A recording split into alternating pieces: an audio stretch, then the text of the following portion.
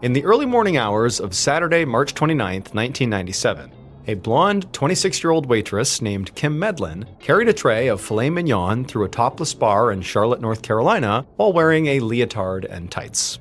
She made her way through the cigar smoke-filled room, past the stage where all the half-naked women were busy pole dancing. Kim worked here at the men's club 3 or 4 nights a week, and for the most part, she liked the job. It paid well, and by working the night shift, it left her days free, so she could focus on her 2 real passions, which were taking care of her horses and decorating her brand new house. So Kim and her husband Bridger had recently bought a 7-acre plot of land outside the nearby town of Monroe, where Bridger had actually grown up. They'd spent the past year building their dream home, including a barn for their 3 horses, and now that the construction was done, they had finally started moving in and decorating. Now, as Kim delivered the filet mignons to a table of middle-aged businessmen, she glanced over at the clock on the wall, and she felt a surge of excitement when she saw that there was less than an hour left in her shift. Kim had the next 3 days off, and she planned to use all that free time to finish some of the smaller moving projects that still needed to get done, like just unpacking boxes and hanging some pictures. So she flashed the businessmen a smile and then went to check on her other tables. An hour later, a little after 2 a.m., Kim walked out the back entrance of the bar, now wearing a baggy sweatshirt instead of her work uniform, and she called out a goodbye over her shoulder to some coworkers, and then walked over to where her red Jeep was parked along the side of the building. She got in, dropped her purse onto the cow print seat cover on the passenger seat, turned on the car, and then turned on some music for the hour-long drive home.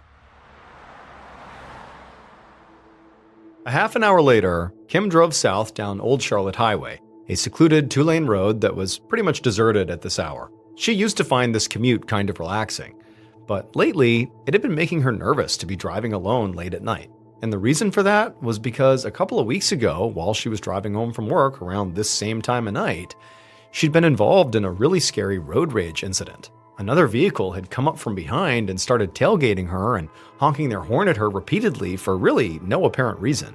Kim had been afraid that this was a customer from the men's club who was now following her home, and it freaked her out so much that she'd actually pulled over into a convenience store parking lot because she saw there was a police car parked in there as well, and so she'd gone right over to the officer to ask for help. He'd promised to go and try and track down this road rager, and he'd even sent out a broadcast over the police radio, telling all the other officers to keep an eye out for Kim's car on the night she was working in case anyone gave her more trouble. And so now, even though, that road rager had never been caught, Kim did feel better knowing that the police had her back. But again, because the road rager had not been caught, she was still a bit scared about driving home alone. So tonight, to calm her nerves, she fished out her cell phone out of her purse and just called her husband, Bridger. When he answered, he told her that he was actually on the road too.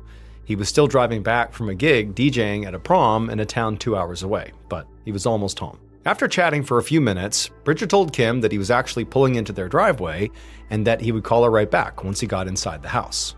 So Kim said fine and said goodbye, and they hung up, and she kept on driving. Then, about 15 minutes later, so a little before 3 a.m., her phone rang, and it was Bridger again, calling back like he had promised he would.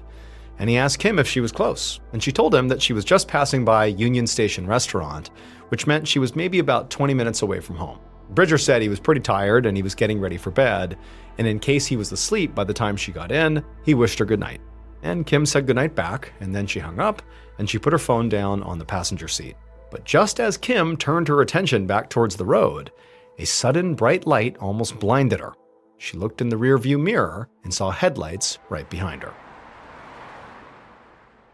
About an hour later, Kim's husband Bridger sat up in bed and looked over at the clock on his nightstand.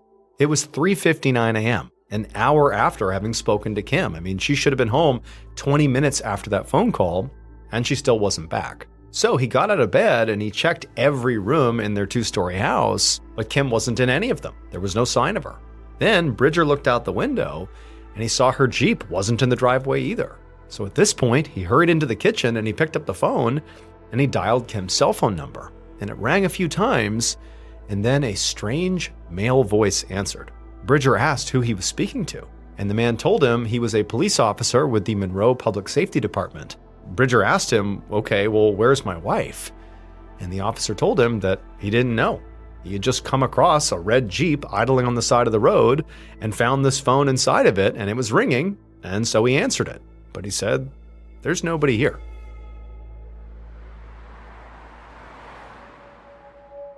Several minutes later, so this is a little bit after 4 a.m. on March 29, 1997, Assistant Chief Bobby Hulk, a police investigator with the Monroe Public Safety Department, drove north along Old Charlotte Highway.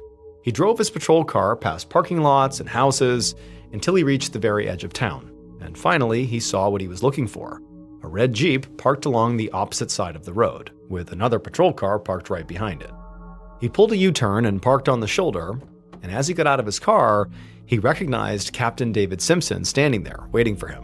Simpson told Chief Hulk that he had just found this Jeep idling on the side of the road about 15 minutes ago with its headlights on, and he had walked up. There had been nobody inside of it, but when he looked in, there was a cell phone, and it began to ring. And so, acting on instinct, he answered the phone, and it was a man named Bridger Medlin who was calling saying, "I'm looking for my wife. This is her phone. She hasn't come home." And Captain Simpson also said that he actually recognized this Jeep from a random run-in he had 2 weeks earlier outside of a convenience store with Kim Medlin. And so he put it together and he's like, okay, Bridger's calling. This is definitely Kim's car, but Kim's nowhere to be found. And Hulk actually recognized Kim's name because he actually happened to be friends with Kim's husband, Bridger. And so he pulled out his flashlight and he began looking inside the Jeep, and right away, he saw there was a wallet lying open on the passenger seat. And when he looked inside the wallet, there were credit cards, there was cash, but there was like this clear section of the wallet where obviously you would slide your driver's license, and there was nothing there. So it very much looked like her license had been pulled out on purpose. Now, their initial theory was, okay, well, maybe Kim got pulled over by a police officer and took out her license to hand to the cop. But in a department as small as Monroe's, there were only a few officers on duty at this time of night. And when Assistant Chief Hulk asked Captain Simpson, had any of the on-duty officers pulled anybody over that night, Simpson was already all over it. He had checked. And he said, no, none of our officers pulled anybody over. So this made Hulk wonder if maybe Kim had been pulled over by somebody posing as a cop. There had actually been dozens of reports over the years of so-called blue light bandits pretending to be police officers in order to harass drivers, especially young women. But those cases were really quite rare, even though they did happen. So Hulk didn't want to jump to any conclusions quite yet. Just then, Hulk heard a truck engine and saw headlights approaching up the highway. So he set the wallet back down on the seat and then walked over to where a black pickup truck was now pulling to a stop right behind Hulk's car. A tall man with blonde hair got out of the driver's seat, and right away Hulk knew who it was. It was his friend and Kim's husband, Bridger. And Bridger looked frantic, and he demanded to know what had happened to his wife. But Hulk told him to calm down, that they were here to try to figure out what happened to his wife and where she went. Hulk went on to say that, look, we showed up and we just found her car here. But there were no broken windows or slashed tires or any sign of a struggle, so it was possible that maybe Kim just ran into car trouble and maybe she went out to go find help. But then, without asking for permission, Bridger pushed past Hulk and just climbed right inside of the Jeep's driver's seat and said, well, let's test your theory right now and see whether the car was working. Hulk told him to get out of the Jeep, but Bridger just totally ignored him, and then he put his wife's car in drive and moved it forward a few inches. Then he put it in reverse and he drove it backward, ultimately parking it in its original place, showing that it worked just fine. And even though at this point Hulk was kind of annoyed with Bridger for what he had just done, he couldn't help but think, this is bad, something's going on here. And so Hulk walked over to his car and he radioed the dispatcher for reinforcements. And he asked them to bring a police dog so they could try to track Kim's scent in case she left on foot.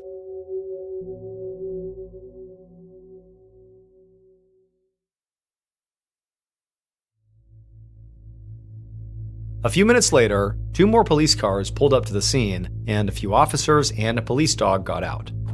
Hulk opened the doors to the Jeep, and the dog went in and sniffed around, getting familiar with the scent of Kim's belongings. Then the dog seemed to pick up a trail on the ground, and so the officers told Bridger, who clearly wanted to go with them, to stay put, stay with your truck, and then they followed the dog down the road for about 100 yards or so until it turned onto a driveway. Hulk and the others followed the dog up this long driveway towards a small house nestled in the trees right off the highway, and the dog sniffed all the way up to the garage and then stopped. That was where Kim's trail ended. And so Hulk went up to the house and rang the doorbell, and a minute later, a man answered. And despite the late hour, he looked totally awake and not particularly surprised to see cops at his door. Hulk asked the man who he was and whether or not he had seen or heard anything unusual in the past couple of hours near his property. The man said his name was Nathan Hargett, and about an hour ago, so maybe around 3:45 a.m., he'd been woken up by a strange car loitering near his garage. Nathan said he hadn't recognized the car, but he noticed that it had Texas plates, and that there also had been a woman with blonde hair in the back seat.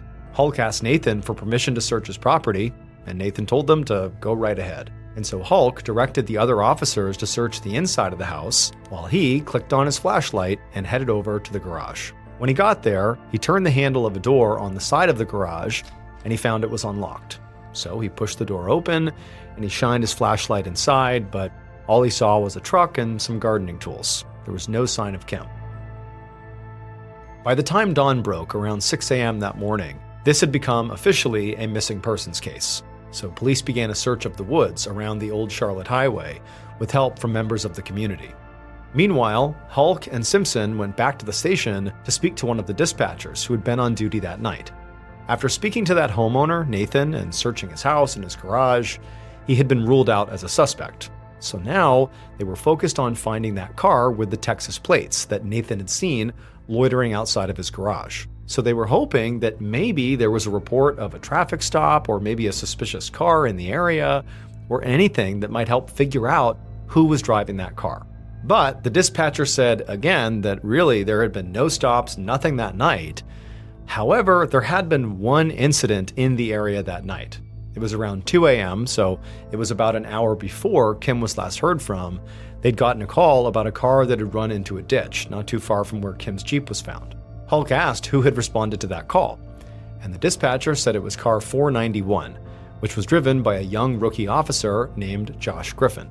Hulk immediately gave Officer Griffin a phone call and asked if he had seen or heard anything unusual while he was out responding to that car in the ditch. But Griffin said no.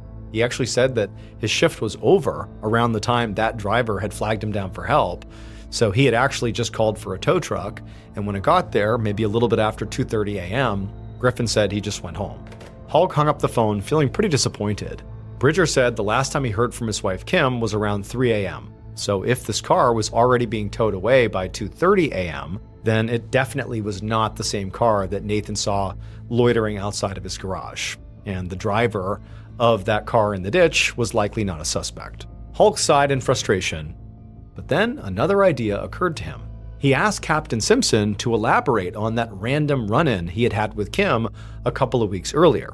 Now, this was sort of a long shot to bring it up again, but Hulk wondered if maybe the same driver from the road rage incident could have maybe come back and, maybe chased Kim off the road or something. Simpson said he would go dig up the report that he had filed on the incident, and then he left to go find it.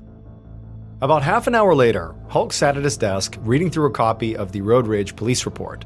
It said that in the very early morning hours of Saturday, March 15th, so exactly 2 weeks before Kim's disappearance, Kim had pulled into a convenience store and flagged down Captain Simpson and another officer named Roger Griffin. So Officer Josh Griffin is the one who responded to the car stuck in the ditch. Officer Roger Griffin is actually Josh's father, and he was with Captain Simpson that night. So the report said that Simpson and his partner, Roger Griffin, had actually caught up with the car that was harassing Kim a little bit further down the road. There were two men inside the car, Eric Williams and George Connell, and they claimed that they thought Kim was actually the one harassing them by flashing her lights at them. And so to Simpson and to Griffin, it had seemed like a big misunderstanding, so the officers had just let them go. But Hulk, now looking at this through a very different lens, felt like he needed to speak to Eric and George regardless. And so in the report, he found the contact information for Eric and George, and he called them both up. But it turned out they both had airtight alibis for the night of Kim's disappearance. But even still, it struck Hulk as very odd that Kim had gone missing from her car on the same road at the same time of night and on the same night of the week as the road rage incident just 2 weeks earlier. And he had a hard time believing it was all just, one big coincidence. The next day, just after sunset on Sunday, March 30th, Hulk drove down Westwood Industrial Drive, a deserted dead-end street at the edge of town, about 2 miles from where Kim's Jeep was found, and as he was driving, he saw at the end of the street there were a couple of police cars parked there, and so he pulled his own car behind them, and he got out. He walked into the trees where he could see the beams of several flashlights moving around in the darkness, and as he got closer, he saw officers putting up police tape around a small clearing. And then, on the ground in that clearing, he saw a pair of feet in sneakers poking out from underneath a pile of roofing shingles and branches.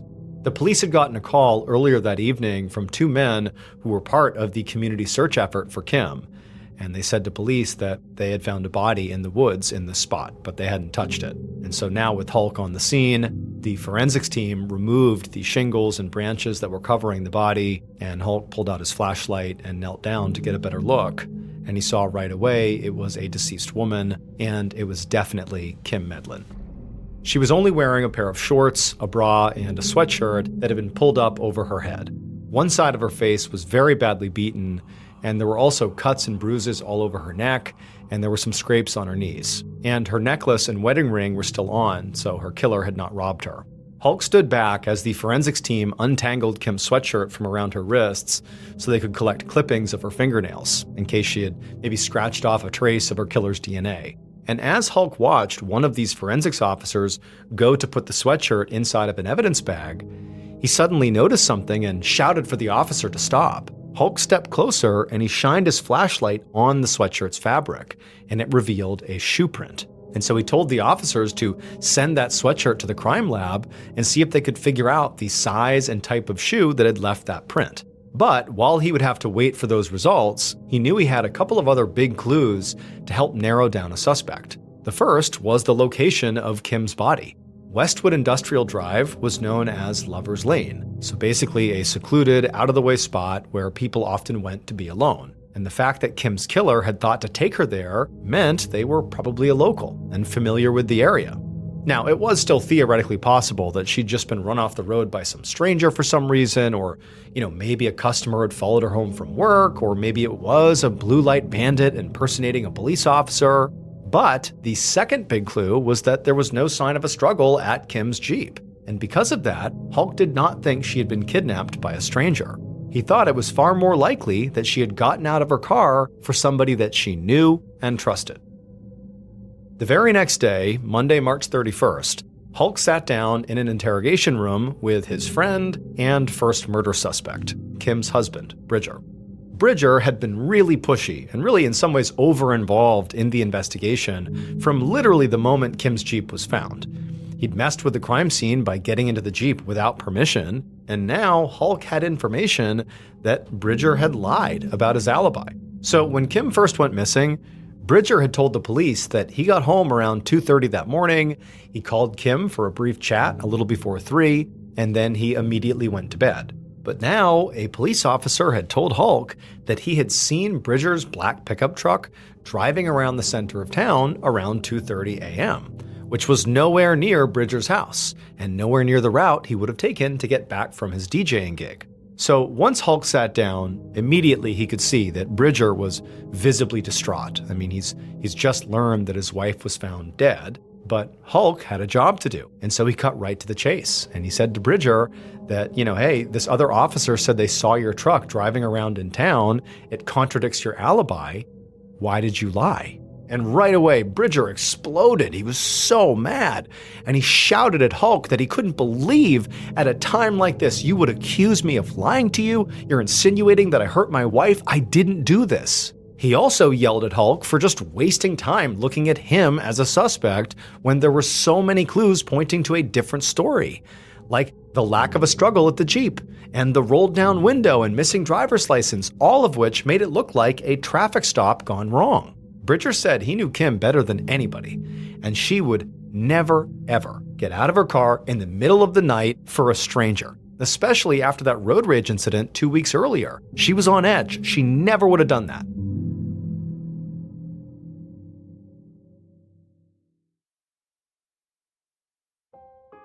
When Hulk left the interrogation room a few minutes later, he told his team to track down security footage from around town on the night Kim was killed to see if there was proof that really Bridger was driving around when he said he was home. Because right now they had no evidence to show he was lying, and they actually just had to let Bridger go. But when Bridger was leaving, he'd been so angry and so defensive, it sort of made Hulk think that maybe Bridger did this. And in fact, the fact that Bridger had brought up that his wife would never have gotten out of the car in the middle of the night for a stranger, well, that only reinforced that she might have gotten out of the car for you, Bridger, because she knew and trusted you. But also, Hulk was thinking that another person or group of people that Kim might have gotten out of the car for would be police. Now, Hulk already knew that there were no police that pulled anybody over that night, but somebody could have pretended to be a police officer, a blue light bandit. That was a theory that did sort of make sense. Hulk thought about that bulletin that had gone out over the police radio 2 weeks ago, telling officers to be on the lookout for Kim's Jeep at certain times of the night because of that road rage incident. Now, police radios were not private, so anybody with a police scanner could have been listening in, and what they would have heard is, well, around this time of the night, this woman, Kim, often drives this road all by herself. And they basically could have just been waiting for her, knowing she was vulnerable. So Hulk picked up his phone and he began calling around to other police departments in the region. And he actually found out there had been 2 separate reports of blue light bandits harassing women recently. Now, one of the culprits had already been caught, and he was in jail when Kim was killed, so it could not have been him. But the other suspect still hadn't been found. A couple of days later, on April 4th, Assistant Chief Bobby Hulk slammed down the phone in frustration and crossed another name off a list on his notepad. It had been 5 days since Kim's body was found, and all the leads he'd had at the start of the investigation were now coming back as dead ends. When he tracked down surveillance footage from the night of Kim's disappearance, there was no sign of her husband Bridger's truck driving through town until 4 a.m., after Kim's Jeep had been found by police. So the officer who claimed to have seen Bridger's truck driving around at 2:30 did appear to have been mistaken, as Bridger said. Hulk also had reached out to Kim's manager and co-workers at the bar she worked at, thinking maybe her killer might have been a patron who followed her home. But none of them knew of any problems she had had with customers. Meanwhile, Hulk's team had spoken to a man who worked the night shift at a business that was near where Kim's Jeep had been found. He said he had left work a little before 3 a.m. on the night that Kim disappeared. And as he was waiting to turn onto Old Charlotte Highway, he had seen her red Jeep go past. And right afterwards, he saw another car that was going in the other direction make a sort of sudden, sharp 3-point turn and speed right after the Jeep. The man had said that this other car had lights on the roof and reflective tape on the rear, and he thought, or at least assumed, it was a police car, but he didn't get a good look at the markings. Now, Hulk knew that every single Monroe police officer that was on duty that night was accounted for, and they hadn't pulled anybody over at the time that Kim went missing. However, this new information certainly did support the theory that maybe Kim's killer was posing as a police officer, that they were a blue light bandit. So Hulk had spent the past couple of days trying to track down witnesses who had seen that other blue light bandit who was recently reported in a nearby town but had never been caught, but he kept coming up dry. Nobody knew anything that could help track down that suspect. So it seemed like the investigation was really starting to slow down.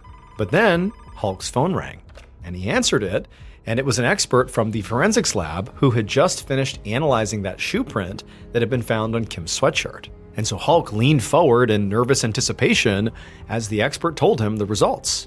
And when he did, Hulk knew exactly how to find Kim's killer.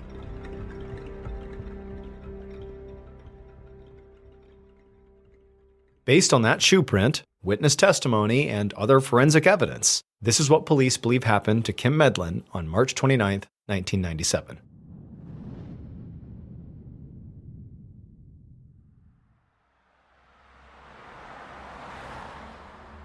Around 3 a.m., the killer was driving down Old Charlotte Highway. They'd been prowling around for hours, pulling over young women for minor traffic infractions or sometimes for doing nothing wrong at all. And as they drove, they saw a familiar red Jeep pass by. The killer had seen that Jeep coming down this road several nights a week, and they'd sort of grown obsessed with the young blonde woman who was driving it. And now they decided it was finally time to do something about that. So they pulled an abrupt three-point turn and raced after the Jeep and flipped on their car's flashing lights. Pretty soon, the Jeep pulled over onto the shoulder, and the killer got out of their car and walked up to the driver's side window. The woman inside naturally rolled down the window, and she handed over her driver's license, which said her name was Kim Medlin. And then she politely asked what the problem was, and the killer just told her to get out of the car. Now, Kim was visibly confused, but she did as she was told. And once she was out of the car, the killer slapped a pair of handcuffs onto her wrists and then dragged her over to their car and tossed her in the back seat. Then the killer got in the driver's seat of their car as Kim began crying and insisting that she didn't do anything wrong. Why was she being arrested? But the killer wasn't listening. Their mind was racing as they realized that even though they'd been dreaming about this moment for weeks, they actually didn't really have a plan for what they would do next. And so after a moment, they pulled over and just idled for a minute while they figured out what their next move was going to be. And then an idea came to them. They put their car in drive and continued down the highway. And as they turned onto a secluded dead-end road, Kim in the back seat suddenly got very quiet. And so the killer picked up on that and looked in the rearview mirror and saw her moving around, fiddling with something behind her back. And the killer suddenly realized that in all their excitement, they'd forgotten to lock the rear doors. The killer immediately tried to lock their doors with the power locks, but before they could, the rear door opened and Kim jumped out of the moving car. And so the killer came to a hard stop, they leapt out of the car, and they ran back for Kim, who was lying in the middle of the road. Her hands are still cuffed behind her. And without even thinking, the killer lifted up their flashlight and they smashed it into Kim's head, and then they stomped on her back and broke her neck. But the killer wasn't done. They reached down and they put their flashlight around Kim's neck, basically put it up against her throat, and then they pulled back on their arms, basically creating sort of a noose around her neck with this flashlight. And they held it like that, and they pulled as tight as they could until Kim stopped moving. After that, they dragged her body off the road and into the woods, where they removed her handcuffs and covered her body with branches and debris to hide it. Then the killer went home and cleaned up their car, making sure there was no evidence that would tie them to the murder. But they didn't realize they had actually left behind one crucial piece of evidence at the scene, that shoe print on Kim's sweatshirt. The print had a very distinct V-shaped pattern on the tread, which made it very easy to identify. And so weeks later, the forensics lab traced that print back to a shoe that was made by the Thorogood Company, a supplier of military and uniform footwear. And that particular model happened to be the exact same shoe issued to officers in the Monroe Public Safety Department, which meant Kim's killer was not just posing as a police officer. They were a police officer. The killer was Officer Josh Griffin, the off-duty rookie cop who had responded to a car in a ditch about a half an hour before Kim went missing. It would turn out Josh had learned the details about Kim's vehicle and late-night driving patterns from his father, Officer Roger Griffin, after his father told him about that road rage incident that he and Captain Simpson had responded to on March 15th. And so Josh had basically been on the lookout for Kim's Jeep ever since. Josh Griffin was arrested on May 30th, 1997, about 2 months after Kim's murder. He was eventually convicted of first-degree kidnapping and murder and sentenced to life in prison. As for his motive, the best we can offer is he became obsessed with Kim and attacked her.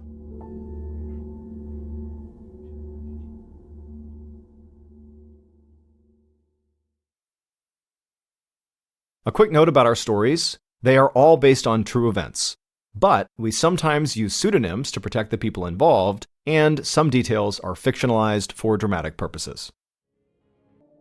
In 1981, Maurice Doc Demetz was an 84-year-old man living in Colorado. He was a lifelong minister, had a PhD in theology. He also had a blood condition, and he had arthritis in his knees that made it almost impossible for him to walk without assistance. He had always been really passionate about topaz hunting. He would go to these sites where you could dig into the ground and look for these rocks. When you broke them open, you could potentially find topaz. And he loved doing that. Because of his knees and because of his blood condition, he needed someone to go with him to walk him around to the different dig sites and to help him get back into the car and drive him back to his house. Doc had a friend named David McSherry. He wound up being the primary guy that would go with Doc anytime he went topaz hunting. On April 29th, 1981, Doc decides he wants to go topaz hunting. So he calls up David, and they load up David's car, and they head off to Pike National Forest, which was a spot they had gone many times before. And they had this one area that they used to love going in particular called Devil's Head. Locals in the area claimed that that spot was actually haunted by evil spirits. But to Doc and to David, there was no indication that they bought into any of that, and they went there all the time. When they got there on April 29th at 10 a.m., they got out, they went to their favorite dig sites. David actually walked Doc down this hill to this one little clearing. Doc had a backpack with him full of the tools he used to dig out the different rocks. After David had walked Doc to this spot, David walked back up the hill towards their car and went about 50 yards away from where Doc was to his dig site. And over the next several hours, the two would work independent of one another, just digging for topaz. Periodically, David would look over and he'd make sure that he could see Doc and make sure Doc was okay. At 3:45 in the afternoon, David decides, all right, it's probably time to get going soon. And he pokes his head up and he looks in the direction of where Doc was supposed to be, and Doc's not there. He had just seen him about 15 minutes earlier, so he's not concerned. He knows it's only been a few minutes, and frankly, Doc can't really go anywhere. He can barely walk. And so he just kind of stands up and maybe tries to get a better look, and he's thinking, okay, maybe Doc stood up and got behind a tree to relieve himself, or maybe he kind of is just out of sight, and he starts walking down to the area to just go find Doc. But Doc isn't there, and neither is his backpack with all of his tools. And David's sitting there thinking, I guess Doc must have packed up and headed back to the car. But then David's thinking to himself, in order to go from this dig site up to the car, it means walking up a fairly steep embankment. And there's no way that Doc would have been able to do that without assistance. And so he's looking around the area thinking, is there any sign of something bad happening here? There's no blood. There's no sign of any sort of altercation that would have happened here. David certainly didn't hear anything going on near him. He didn't hear an animal attack or anything like that. So he thinks, okay, somehow he must have got up to the car. David walks up the embankment all the way to the car. Doc's not up there. David goes in the car and he starts honking the horn and yelling out for Doc. No response. As he's honking the horn, 3 motorists come down the road. They see David honking the horn, and so they say, hey, what's going on? David tells them, hey, I got my 84-year-old friend. I don't know where he went. He can't have gone far. Can you guys help me look for him? But after David and these motorists spend a couple of hours looking in this area and there's no sign of him, they end up calling the authorities. The police show up, and over the next week, there is this extensive search in this whole area that includes bloodhounds and hundreds of people. But despite this massive effort, nothing is ever found of Doc. He just vanishes. And so Doc's wife writes a letter to the governor of Colorado and just says, he can't have done this on his own. He can't have walked away on his own. Someone or something lifted him up and took him away. There was no response to this letter, and ultimately Doc's case was shut down. They stopped looking for him and assumed he had died. But when David Paulides looked into this case and featured the Doc Demetz case on his documentary, they actually reopened the case. But as of right now, there's no new additional details about the whereabouts of Doc Demetz. To this day, we don't know what happened to him. In 2014, Jim McGrogan was a 39-year-old medical doctor who was living in Indiana with his wife and his 2 kids. He was widely regarded as a very loving husband and devoted father, and everybody seemed to just love this guy. Jim was in phenomenal shape. He had run marathons, triathlons. He loved being in the outdoors, hiking, rock climbing, snowshoeing, skiing. That was Jim's happy place. And so in early March 2014, Jim decides he wants to plan a trip with some friends to go hiking in Colorado. And so he begins planning out where they're going to go hiking, and he finds this amazing trail right opposite the very famous Vail ski resort. Even though Jim was very competent in the outdoors, he would take a survival class and an avalanche preparedness class before he left for Colorado, just to show his wife that he wasn't taking any chances, that he would be well prepared in case the worst were to happen on this trip. About 2 weeks later, he's in Colorado and he heads to a ski shop where he rents a split snowboard as well as loads up on all the supplies that you might need for being in the outdoors. Early the next day, Jim and his friends arrived at the trailhead. Jim, in his backpack, had his cell phone, He also had an extra cell phone battery. He had a great GPS. In addition, he had loads of food and water. He had his split snowboard. He has his avalanche beacon. He's got extra clothing. I mean, this guy is well outfitted for this trip. So they start on this hike, and by 10 a.m. that morning, the rest of the group is feeling tired and wants to take a break. Jim doesn't want to take a break. He's in amazing shape and he wants to keep going. So he says, hey guys, I'm going to walk just a little bit farther up and I'll meet you at our next planned stop. No one bats an eye because Jim is like this total stud. He knows what he's doing. And they're like, all right, go ahead. We'll see you up there. Once the group is well rested, they stand back up and they keep walking. They get to that first stop and Jim's not there. They think, okay, we were sitting there for a little while. I'm sure he just went to the next planned stop because they had planned stops all along the route. The trail they were on, because it had snowed significantly that winter and lots of people had been on this trail, the trail itself was totally packed down to the dirt. So it was very easy to identify this trail. Anywhere there wasn't trail was covered in snow. And so if you were walking this trail, it would be really easy to stay on it. Also, if you were to deviate from the trail and start walking away, it would be really obvious because people would see your footprints leaving the trail. But as Jim's friends are making their way up this trail and not seeing Jim at each of these subsequent stops, they don't see any footprints leaving the trail. So they just figure he must have gone all the way to the end. He's just way ahead of us. But by 5 p.m., when they made it all the way up to the top where they planned on stopping and turning around, Jim wasn't there, and they hadn't passed him on the way up, and they hadn't seen any footprints or any ski tracks or anything to indicate that someone had left the path. And so very worried about Jim, they called the authorities. Over the next 5 days, a massive search is launched in this area, including 3 helicopters that scoured an 18-mile square radius. They had scent sniffing dogs out there. They had all these very experienced mountaineers combing the area, but they couldn't find any sign of him. And again, because of all the snow outside of that trail they were on, the helicopter just searched up and down that trail looking for indications that someone had left the trail, looking for those footprints or ski tracks just off that trail they were on, and there weren't any. There was no sign that anyone had left the trail at any point.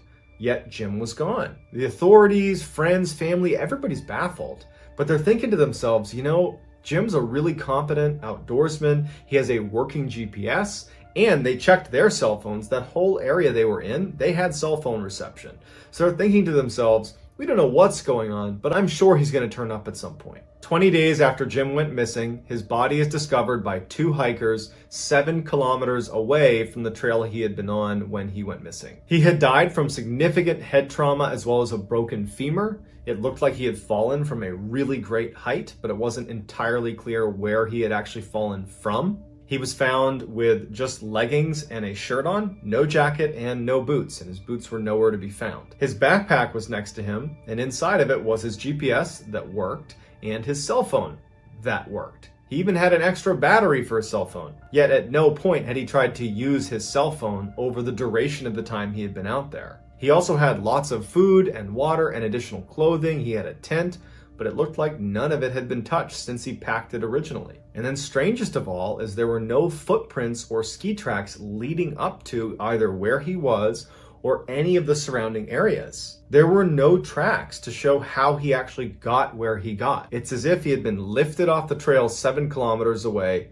and dropped where he was. When the exact location of where he was found was communicated back to the authorities, the helicopter pilots who had been involved in that initial 5-day search said that we looked at that area multiple times and he wasn't there.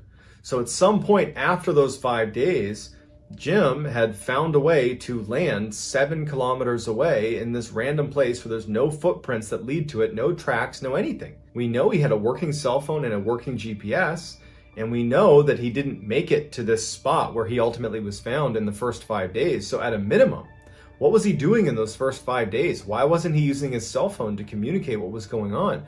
Why wasn't he using his GPS to get back to safety? Why didn't he use the supplies in his backpack to save his life? Why did he take his boots off? And then how did he wind up in the location he was in? Because there was no tracks that would have led to that spot.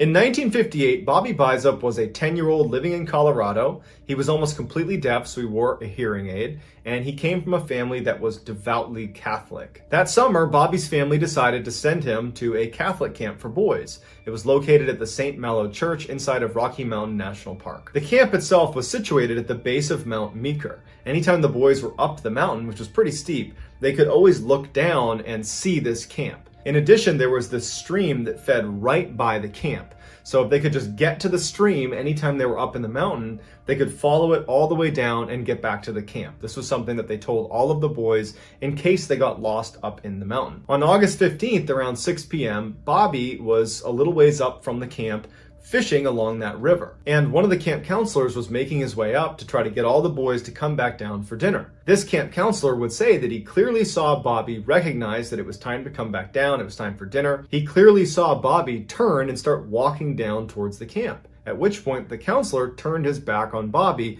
and he too began walking down towards the camp, which was not very far away. When the counselor got to the camp and turned back around though, Bobby was gone. And so the counselor starts immediately tracing his steps back to try to find Bobby, but he can't find him anywhere. The counselor goes and gets a number of the other counselors to come help him find Bobby. After about 30 minutes, no sign of Bobby. He's just gone. The camp counselors are looking around thinking, how is this possible? He was literally right there. He started walking, he was right behind me. How could he have gotten lost in such a short amount of time and in an area where he could literally see the camp and was actually on the river that leads right back to the camp? It didn't make any sense. The counselors alerted authorities and this massive search is launched to find Bobby. Over 300 people come out, including people from the military. It's this huge search and nothing is found of this boy. He's completely gone. 10 days after he went missing, they had to call off the search because there was absolutely no sign of this child. Even after the search ended, many of the camp counselors continued to, in their off time,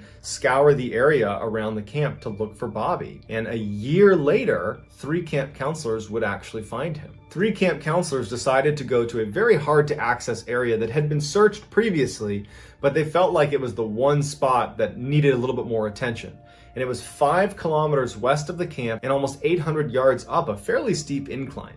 This is a hard to access area, but they climbed their way up there, and sure enough, even though this area had been searched before, they found Bobby's hearing aid, bits of his clothing, and some of his bones. They didn't find any more of his remains, and no one knows what actually happened to him. But it really makes you wonder, what happened after the camp counselor turned his back on Bobby? It's as if someone scooped him up and flew him away. And even if he had intentionally run away, it would have been very difficult for a 10-year-old to get to that particular location where he was found. And to what end? Why would he have wanted to get up there? And so, like many of the other missing 411 cases, we are left with a series of questions and very few answers. So I'd love to get your theories as to what's causing these strange disappearances, and I'll do my best to get back to as many people as I can. So if you enjoyed today's stories, I would encourage you, if you have not already, to sneak into the Like Button's house and replace all of their family pictures with pictures of Steve Buscemi.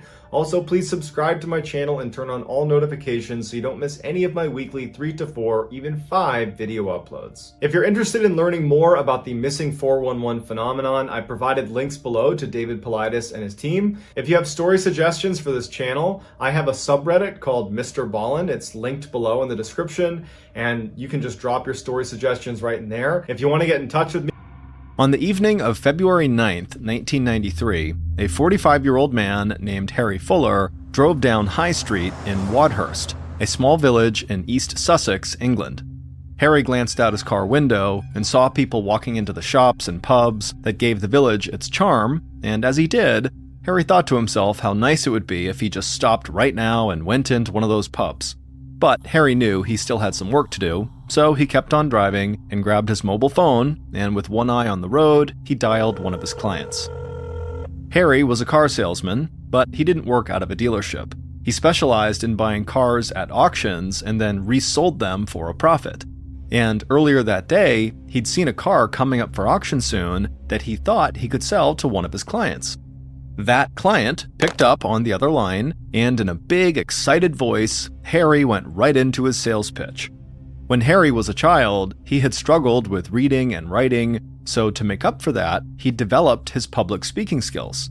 His friends said Harry could tell a story like nobody else, and that gift for storytelling had served him well as a salesman. On the phone, Harry told his client that the car he'd seen was everything the man could ever hope for in a vehicle, and he painted a vivid picture of what it would feel like to sit behind the wheel. And within minutes, Harry knew he'd won this man over, and that there was going to be a big sale and a big commission in Harry's future. Harry told his client that he'd get the car when it came up for auction, and then he'd sell it to him for a very fair price. Harry reminded the client that he preferred to deal in cash. Then he said he'd be in touch soon and hung up the phone. Harry smiled. He couldn't wait to get home to tell his wife, Nicola, all about this very likely big sale he was going to close. A few minutes later, Harry reached the other end of High Street and arrived at the 3-story brick cottage he and his wife, Nicola, rented. Harry pulled around the back of the cottage, parked his car, and stepped outside. Harry and Nicola had only been living in Wadhurst for a few months, but they loved the home they'd found. It was next to a tea shop and close to several other stores and restaurants on High Street, but even more importantly for Harry, there was plenty of space behind the cottage for him to park all the cars he bought at auction until he sold them off. Harry opened the back door of his cottage, he walked inside, and called out for his wife. Nicola yelled back that she was upstairs in their bedroom.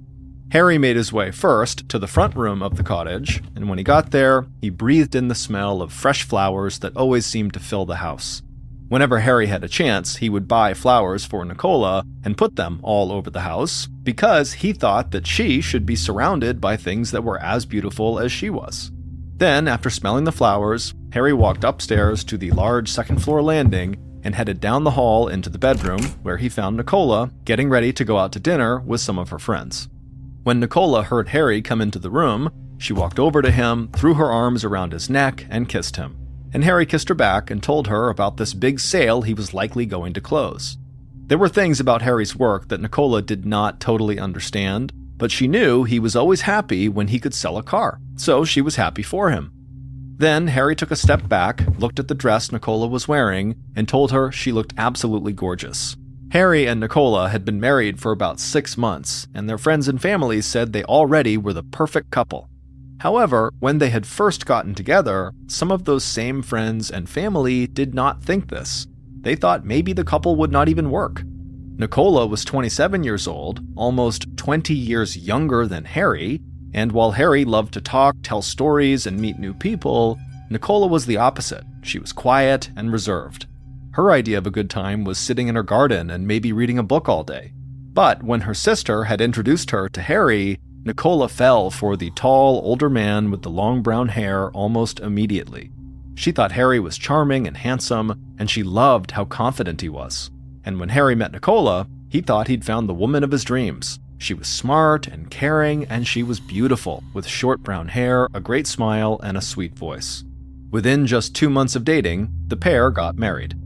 Nicola's parents worried she was rushing into this marriage, but after they saw how happy Harry made her, they came to love him just like she did. Back in their second-floor bedroom, Nicola put her hand on Harry's shoulder and steadied herself as she put on her shoes, and then she and Harry headed downstairs together. Nicola heard a car pull up out front. She looked out the peephole and saw her friend was waiting outside, so she gave Harry another kiss, told him not to work too hard, and then she headed outside. Once Nicola was gone, Harry sat down on the couch and thought again about maybe going out and grabbing a beer at one of the pubs. But before he could decide if he really wanted to do that, the phone rang. So he leaned over to the end table, answered the phone, and he heard his friend and insurance broker, Stephen Young, on the other line. Harry and Stephen talked briefly about a new business venture Harry was starting, and then at some point the conversation turned to golf, and then a couple of minutes later, Harry hung up the phone with Stephen, but he kept staring at the phone in his hand, wondering if maybe he should make one more work call before calling it for the night. Recently, a former business associate of Harry's had gotten angry at Harry because he believed Harry had cost him a ton of money. Harry knew this associate was not someone he should ignore or totally put off, but Harry just did not want to ruin his evening by calling this guy and arguing with him over the phone. So Harry just put the phone back and then settled back into the couch and decided to just avoid dealing with this problem for at least one more day. And later that night, after Nicola got home and she and Harry were lying in bed chatting, Harry made it a point not to talk about work. Instead, he and Nicola talked about an upcoming beach vacation they'd planned. Nicola said she couldn't wait to get away from the overcast weather in Wadhurst, and Harry said he was looking forward to spending time by the ocean with his beautiful wife and nothing else to worry about.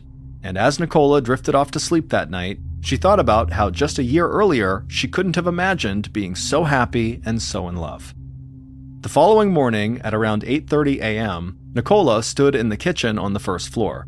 She was wearing her nightgown, and she didn't feel fully awake yet. She opened a cabinet, took out a mug, and set it down on the kitchen counter. She poured herself a cup of coffee and added in a little cream and sugar. Then she pulled a cigarette out of a pack on the counter, lit it, and took a drag.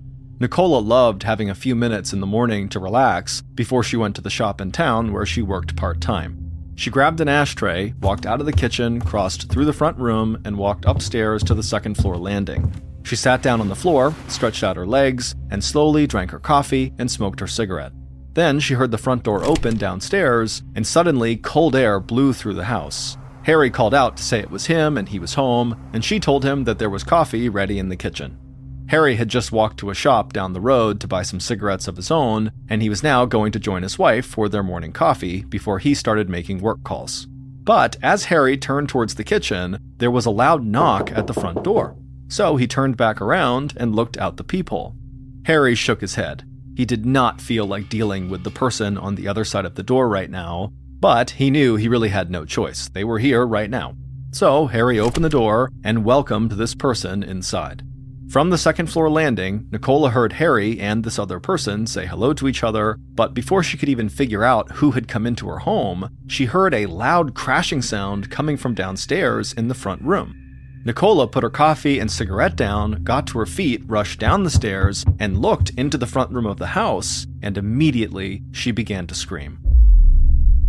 10 hours later, on the evening of February 10th, Detective Superintendent Graham Hill of the Sussex Police drove down High Street past a row of old brick cottages.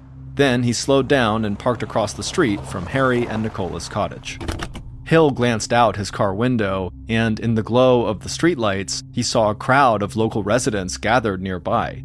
He wasn't surprised by the scene, because police showing up in force to a cottage in Wadhurst was a very rare sight. Hill stepped out of his car. He was tall and thin with gray hair, and he wore a dark suit and tie. It was cold, so he could see his breath hanging in the air. So he quickly walked across the street, past the crowd of people, and went up to Harry and Nicola's front door. Earlier that evening, the Sussex police had received an urgent phone call from Nicola's parents. They said they'd been trying to reach Nicola all day, but they hadn't heard from her, and that a coworker had told them that Nicola had not shown up for work that day. Nicola's parents were worried because Nicola was not the type of person who would miss work without calling first. So the police had gone by the cottage just to make sure everything was okay, but nobody had answered when they knocked on the door. And then one of Harry and Nicola's neighbors said they had heard strange sounds coming from the cottage that morning. So the police had forced the door open and gone inside. And when they had stepped into the front room of the cottage, they knew instantly that something horrible had happened. So they had called into the station, and Detective Hill and the rest of the investigative team had headed over. Standing at the closed front door of the cottage, Hill turned around and looked back at the crowd of people staring up at him both right in front of the cottage and up and down High Street. Then he took a deep breath, turned back around, and opened the door, stepped inside, and shut the door behind him. Hill was a veteran of law enforcement, and it took a lot to affect him, but when he stepped inside of that cottage, he was shocked by what he saw. A large path of blood led from the front room towards the back of the house. So Hill followed the blood out of the room, down a hall, and past the kitchen. Then he stopped outside of the laundry room where the blood trail ended, and where several officers were now standing taking pictures. Hill stepped past the officers into the laundry room and looked down at the ground. Harry Fuller's body was propped up against the washing machine, and it was clear he had been shot to death. But as Hill looked at Harry, he noticed something strange. He crouched down to get a better look and saw there was white powder on the front of Harry's shirt. The placement of the powder seemed purposeful, like someone had sprinkled it on Harry after he was dead or dying. Hill thought the powder could be cocaine, but they would need to test it first to make sure that was true. Hill told a member of the team to collect samples of the white powder and then made his way back to the front of the house. He heard movement on the second floor, so he turned and began walking upstairs.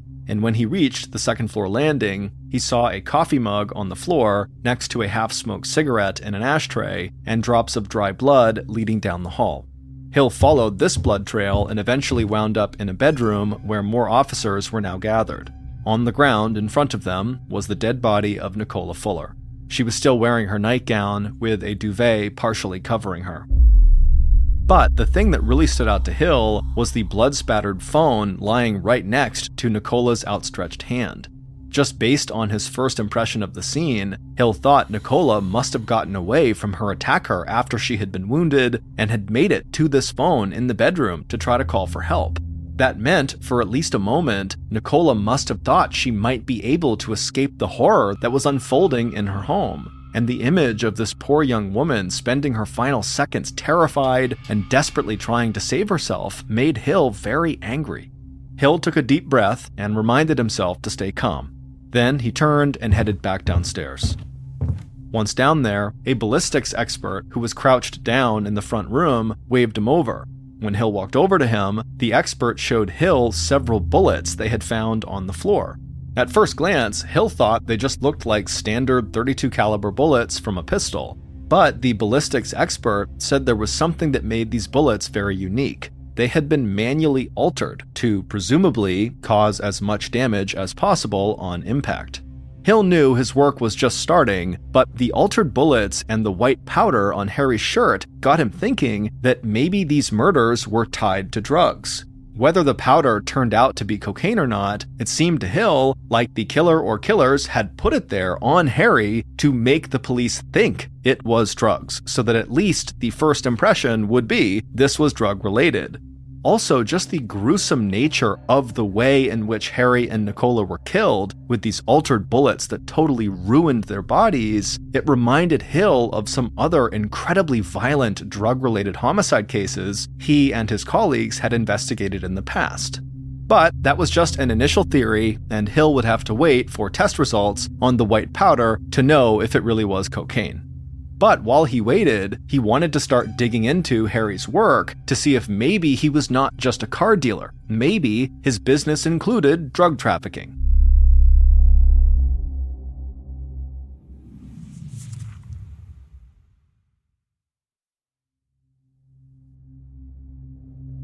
So, in the days following the murders, Hill began looking into Harry's business practices. But he didn't find any links to the drug trade, and when the lab results came back on that white powder from Harry's shirt, it turned out just to be sugar.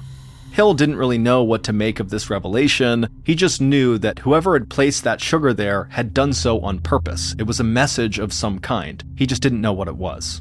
So Hill kept digging into Harry's business operations, and he started to get a much clearer picture of Harry's work and his personality. From interviews with work associates, friends, and people in town, Hill learned that Harry had earned the nickname Flash Harry because he loved flashy cars, flashy clothes, and flashing large stacks of cash around. Hill knew that the cars and clothes could just be part of Harry's larger-than-life persona that had attracted Nicola to him and had made him such an effective salesman. But Hill took notice when he heard a bunch of stories about Harry walking into pubs, reaching into his pockets, and showing off thousands of pounds, which is British money. Hill also learned that Harry would brag that the money in his pockets was nothing, and that he had tens of thousands of pounds in cash stashed away at home. And when police spoke to Harry's insurance broker, Stephen Young, he confirmed that Harry did most of his business in cash. Now, there was nothing necessarily illegal about that, but Hill knew people often used cash in business transactions just so they wouldn't leave any records behind. And so, the more Hill learned about how Harry operated, the more he became convinced that the murderer had to be someone Harry had done business with. And then, in late February, about 2 weeks after the murders, Hill discovered something that he thought might break the case wide open. Hill found out that weeks before the murders, Harry had unknowingly purchased a stolen high-end car at an auction to sell to a client. And when police had informed him that the car was stolen and pressed him for more information, Harry had eventually exposed another car theft operation in the area that he knew about. And he even pointed to a man he'd done business with, Roger Lee, as being the potential leader of that car theft ring.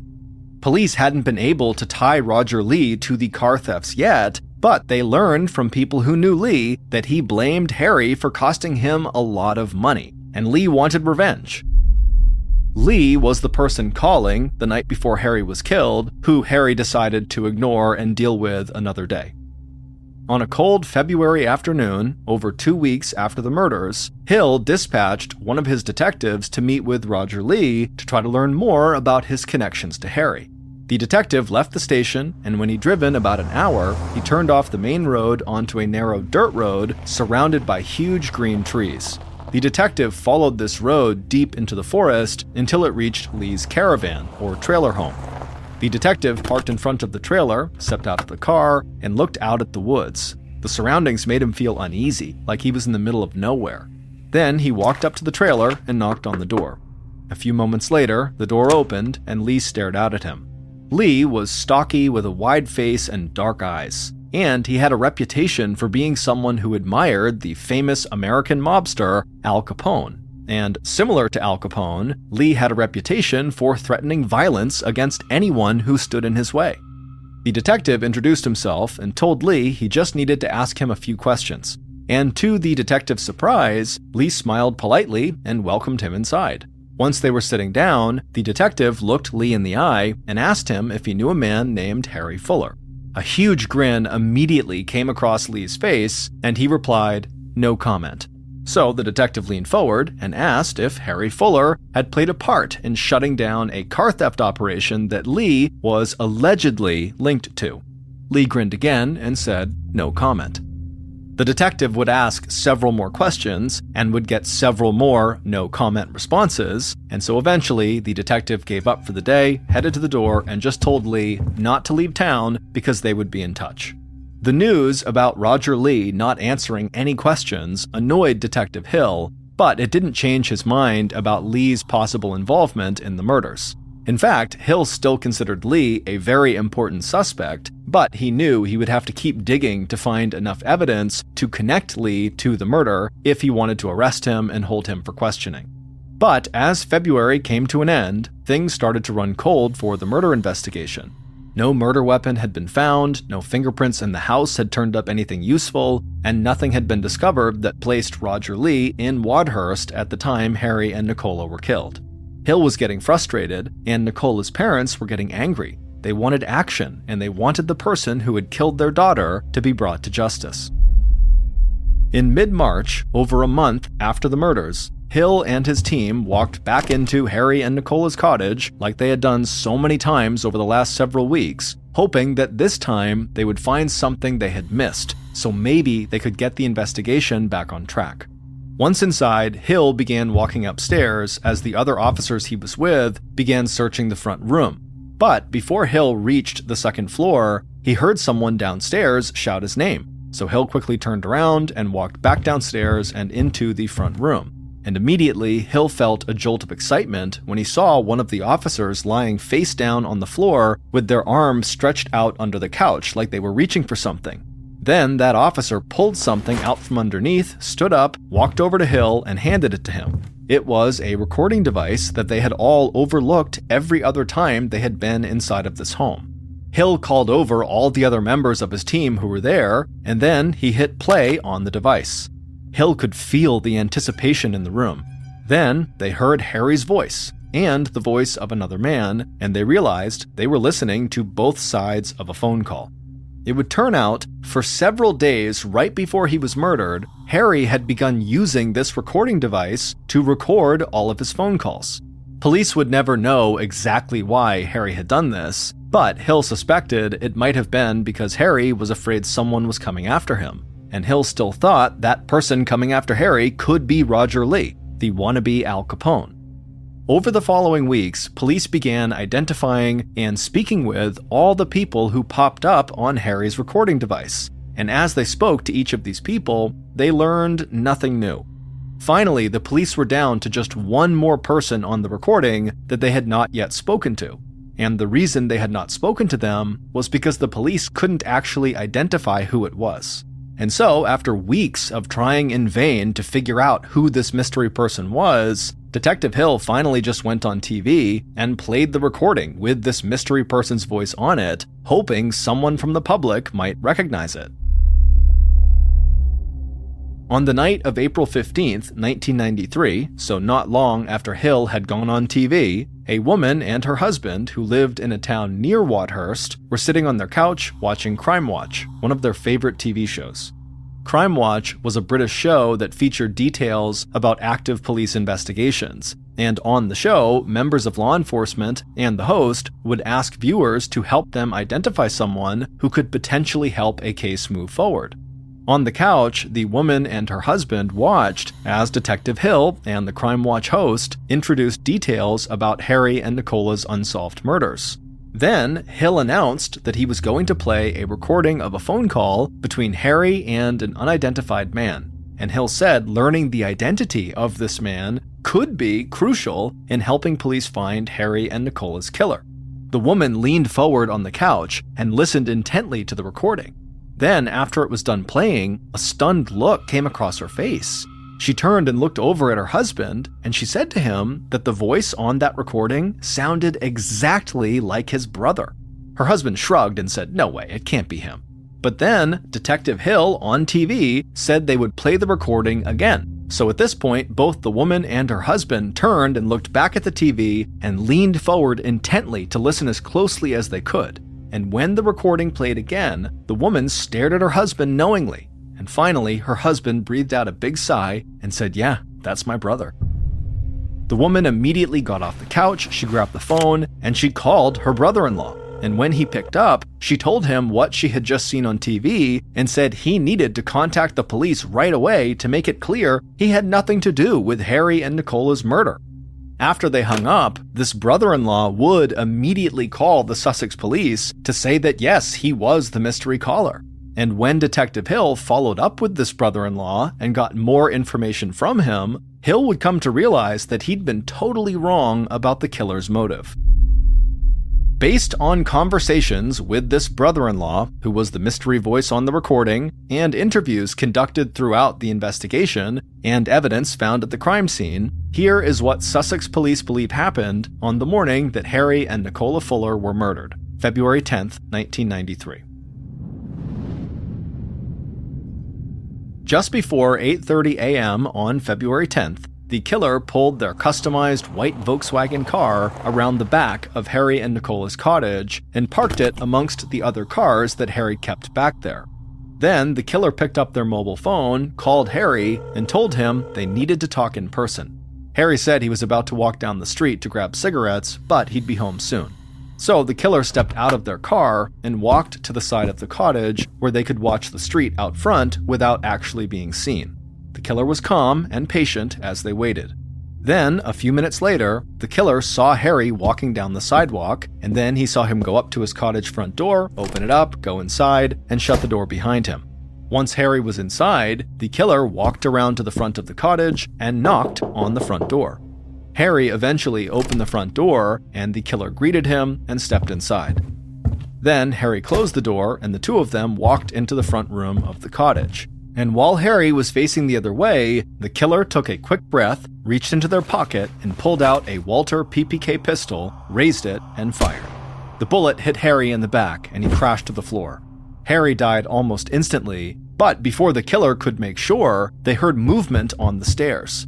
The killer looked up and saw Nicola come into view, and when Nicola saw Harry lying on the floor bleeding, she began to scream and turned to run back up the stairs. The killer immediately raised the gun again and fired, striking Nicola in the shoulder. She stumbled forward on the stairs, but caught herself and got back up on her feet and kept going up the stairs. But when she turned around to see how close the killer was, she heard another bang and she felt a bullet graze her forehead. Nicola screamed as another round struck her in the cheek, cutting through her tongue and shattering the bones around her eye. Covered in blood, Nicola fell to her knees, but somehow she managed to drag herself up the remaining few stairs and down the hall towards her bedroom. The killer, who was still at the bottom of the stairs, just stood there in shock. The plan had been to kill Harry, not to kill his wife, and now the killer questioned what they had done and what they should do next. Meanwhile, Nicola had crawled all the way down her hall into her upstairs bedroom, where she pulled herself across the floor to the bedside table. She reached up, grabbed the phone, and dialed 999, the English number for emergency services. But when the emergency operator answered, Nicola couldn't speak because of the damage to her mouth and tongue, so she screamed, hoping that would be enough. However, the operator mistook her screams for that of a child who had mistakenly dialed 999, and so the operator began asking Nicola if she could please speak with her mommy. Nicola tried to talk again, but no words came out, so she just kept on screaming, and unfortunately, the operator just continued to assume that this was a child who had accidentally dialed 999, and so this was not a real emergency. Moments later, the killer wandered into the bedroom and shot Nicola in the head. As she lay dead on the floor, the operator, who had somehow not heard the gunshot, simply hung up and did not send police to the cottage. After partially covering Nicola with a duvet cover, the killer took several deep breaths to try to calm themselves down, and then they walked across the room to the dresser and opened the drawers. The killer dug through Harry's clothes and then finally found what they were looking for: an envelope with thousands of pounds in cash tucked away inside. The killer slipped the envelope into their pocket and then ran out of the room and down the stairs. Back on the first floor, the killer grabbed Harry's dead body under his arms and dragged him from the front room over to the laundry room and leaned him against the washing machine. Then the killer crouched down, reached into their pocket, and pulled out a plastic bag with sugar inside of it and sprinkled the sugar all over Harry's shirt. The killer then stood up, walked outside through the back door, and climbed into their car. Then they calmly drove to the insurance brokerage firm they owned like nothing had ever happened. It would turn out Harry's friend and insurance broker, Stephen Young, was the killer. When Young's sister-in-law had called him to say that she heard his voice on Crime Watch, Young went to meet with the police. The police had interviewed him early on and had not suspected him at all, so he assumed he could easily just go right back in, talk to police, and get himself cleared of any wrongdoing. But when Young talked to police this second time, he made a fatal error that quickly turned him into Detective Hill's primary suspect.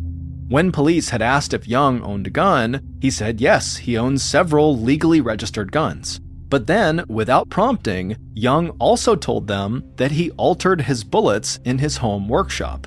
Young made it sound like altering bullets was a money-saving practice, but this information made Detective Hill and his ballistics expert immediately suspicious because they had found altered bullets at the crime scene. So Hill felt like they had enough to get a warrant to search Young's home and office, and when they went to Young's house, they discovered a huge collection of weapons along with bullets that had been altered in the exact same way as the bullets found inside of Harry and Nicola's home. When they searched Hill's insurance brokerage firm, they found records indicating his business was in debt and in danger of going under. But a payment of £6,000 to a creditor had been made on the day following Harry and Nicola's murder, and that payment had allowed Young to barely keep his company afloat. It would turn out that the murders had nothing to do with the drug trade or Harry talking to the police about a potential car theft operation. Harry had just bragged about having lots of cash on hand to the wrong person. When Young had called Harry to discuss Harry's new business venture the night before the murders, this was the call that was heard on that recording, Harry said he had just secured a large investment in cash and he was holding on to the money. So Young murdered Harry to steal that money and save his own business. Nicola was never intended to be a target. Young killed her just so there would be no witnesses. As for the sugar that Young sprinkled all over Harry's shirt after he killed him, he had done that in hopes that the police would think it was cocaine and so would go down an investigative path that would not lead to him. Stephen Young was ultimately arrested and found guilty of committing the double homicide. He would be sentenced to 2 life sentences. However, this was not the end of the story. On March 22nd, 1994, the night before Stephen Young would be found guilty in court, 4 of the jurors in his murder trial were sitting together in an old wood-paneled hotel bar. All 12 jurors had been given rooms in this hotel for that night, but most of the jurors had gone to bed. However, these 4 had stayed up drinking and talking. The hotel they were staying in was hundreds of years old and had a reputation for being haunted. And so as they consumed more and more alcohol, the jury foreman, who was one of the 4 staying up late, suggested they go back to one of their rooms and host a seance to see if maybe they could contact one of the ghosts roaming the hotel's halls. So they left the hotel bar and stumbled upstairs to one of their rooms, and then once inside, the foreman grabbed a pen and several pieces of paper from the bedside table. Then he sat down on the floor and created a makeshift Ouija board, which is a board with the letters of the alphabet and the words yes and no on it that people will use to try to communicate with the spirits of the dead. When the jury foreman finished making this homemade Ouija board, he grabbed one of the hotel room's drinking glasses and placed it on the center of the board upside down. Then all 4 jurors sat down on the floor in a circle, and then each of them placed a finger on the top of this glass and then sat quietly waiting for instruction. The foreman called for complete silence, and then in a low, serious tone, he asked out loud if any spirits were present in the room with them right now. For a second, nothing happened. But right as the group was about to take their fingers off the glass and go to bed, the glass began to slide across the Ouija board and ultimately landed on the word yes. The jurors gasped and looked at each other and asked who had moved the glass, but they all said they hadn't done anything, so the glass must have moved on its own. Feeling excited and scared, the foreman asked another question. Who was the spirit in the room with them? And again, the jurors felt the glass begin to move under their fingers. This time it circled around the board, stopping on the letter H before moving to the letter A, then it slid across to letter R, and so on and so forth until it had spelled out the name Harry Fuller. The jurors laughed nervously when it was done, and again asked each other if any of them were moving the glass on purpose, but they all continued to say no. And so eventually, one of the jurors asked the apparent spirit of Harry Fuller who had killed him and his wife. The room fell silent again. Then, again, the glass began to move and spelled out the name Stephen Young. After it was done, the jurors pulled their fingers off the glass and just stared at the board.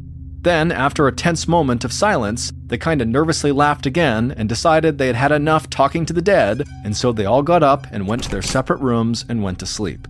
The following morning, at breakfast with the rest of the jurors, the foreman revealed what he and the 3 others had done the night before. And for the most part, the jurors at the table thought it was a funny story. Later that day, the jury reconvened in court and found Stephen Young guilty of Harry and Nicola's murders, a verdict that law enforcement believed was clearly supported by concrete evidence. But then, in April, a month after the trial, one of the jurors who had learned about the Ouija board when the foreman told the story at breakfast sent an anonymous letter to the court explaining what had happened. And he said he could not live with himself if somehow a drunken seance with a Ouija board had somehow affected the guilty verdict. And when Stephen Young's attorneys were notified by the judge about this letter and about the seance, they demanded a retrial, and the court granted them one. And so a retrial with a new jury was conducted, but again, Stephen Young was found guilty and again sentenced to 2 life sentences. The legal outcome of the second trial was the same as the first, but any sense of closure Nicola's parents had found was shattered by the media frenzy surrounding the hotel seance. Nicola's father would say that the jurors had made a mockery of his daughter and son-in-law's deaths. And for years to come, the murders of Harry and Nicola would be remembered not for the tragic loss of life, but for the drunk jurors who tried to talk to the dead.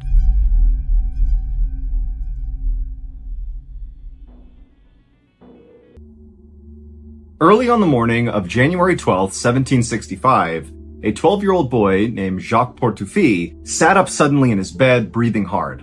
The room was pitch black that he was in, but he could feel he was sweating and his heart was racing, and he tried to shake his head to kind of wipe the nightmare he had just had from his mind, but he just couldn't do it.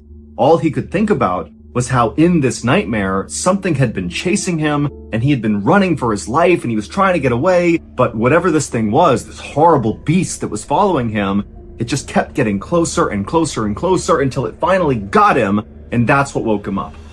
Jacques reached up and touched his face, and he realized he was crying, and he quickly wiped the tears away because he didn't want any of his brothers or sisters to see that he was crying. Jacques was the oldest of 8 kids in his family, and all of them slept in the same small room on straw-filled mattresses inside of their family's little cottage in the southern French province of Gévaudan. And so, Jacques, he's looking around the bedroom to make sure none of his siblings had woken up and seen him in this state, and he was relieved to see that they were all still fast asleep. Everybody made fun of Jacques for being a scaredy cat, for being a coward. And to Jacques, this really hurt his feelings because on some level, he knew it was kind of true.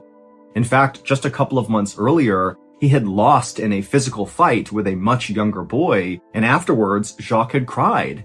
And the whole town had seen this happen, and so afterward, all the kids began calling Jacques the wet chicken, and even Jacques' brothers and sisters began joining in and calling him the wet chicken and really making him feel totally ashamed. And it wasn't like the adults in this village were stepping up and protecting Jacques, because to them, Jacques was kind of like a liability. In this part of France, the winters were brutal. People died all the time in this village from the weather. And then the summers brought all these outbreaks of disease, which wiped out even more people in this village. And so by and large, where Jacques lived, it was kind of like the survival of the fittest. And many kids didn't live that long unless they were really hardy and tough, like their parents who had managed to survive for that long. But Jacques was just not like that. He was very gentle and peaceful, yet somehow he had survived.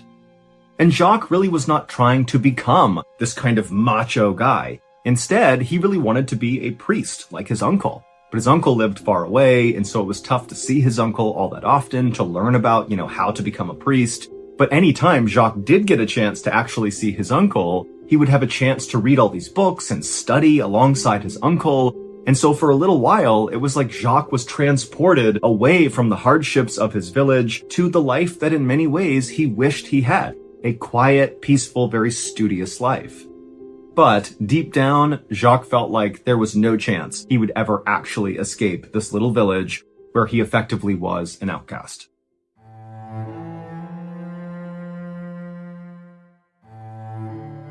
Even though the sun had not risen yet, Jacques just sat on his bed and couldn't fall asleep again after waking up from this nightmare. And so just sitting there in the dark and the quiet, Jacques began to think about what he had to do later that day when the sun did come up. And, like usual, Jacques started to feel afraid.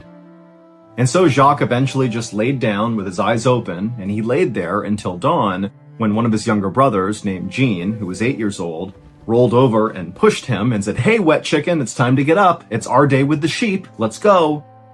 Jacques scowled at his younger brother and shoved him back, but not that hard, because Jacques never really shoved anybody that hard, no matter what they did to him. And then both boys hopped out of their bed. They wolfed down some bread and cheese and then headed out the door.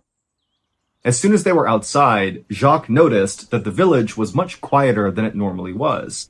But then again, these days, villagers did not leave their homes unless they absolutely had to. And so Jacques and Jean made their way away from their cottage down the dirt road to the pen where their family kept all of their sheep. And the boys opened up the gate and then used their staffs to kind of corral the sheep out of the gate back onto the road. And as the sheep kind of bleated and baaed and bumped into each other, the boys worked hard to kind of organize them on the road. And then once the sheep understood which direction they were going, towards the forest, a very familiar walk for the sheep, they kind of fell into line and just began walking very casually, like they knew exactly where to go. And once the sheep had fallen into this kind of routine rhythm, Jacques and Jean fell in behind them and just walked quietly after them.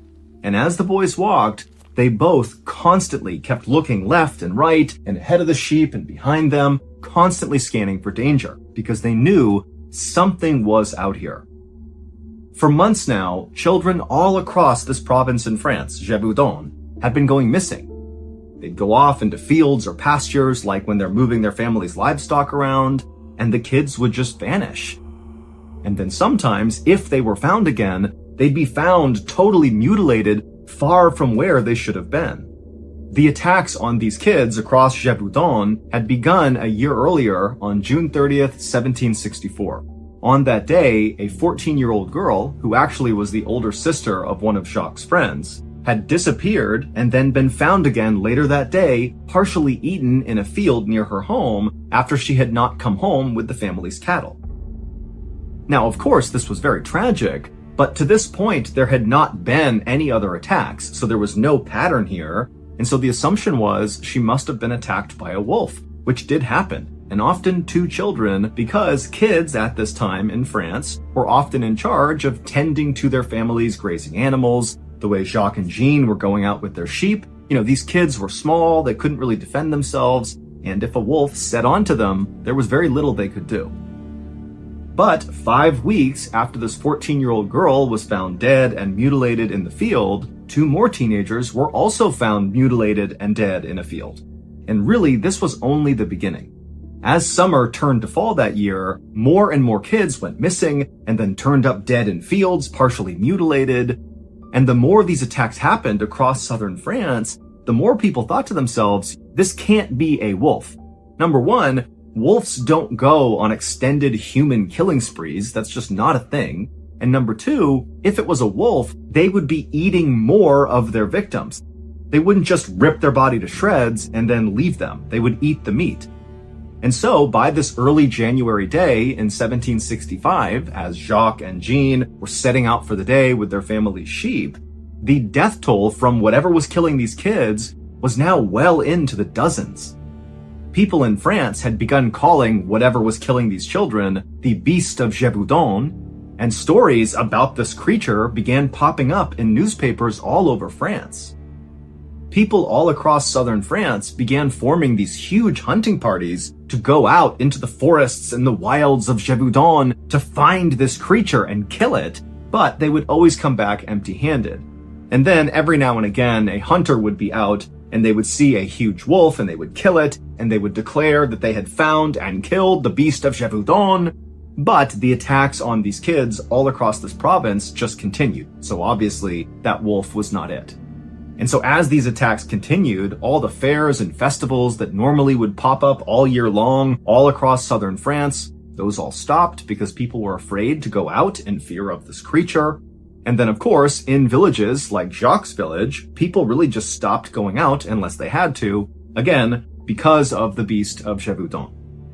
But Jacques and Jean's family relied on their livestock and they needed their sheep to go out and graze. And so, on this day in January, Jacques and Jean had to go out because their sheep had to graze. Their family relied on the sheep, livestock was their livelihood, and so this was a mandatory thing.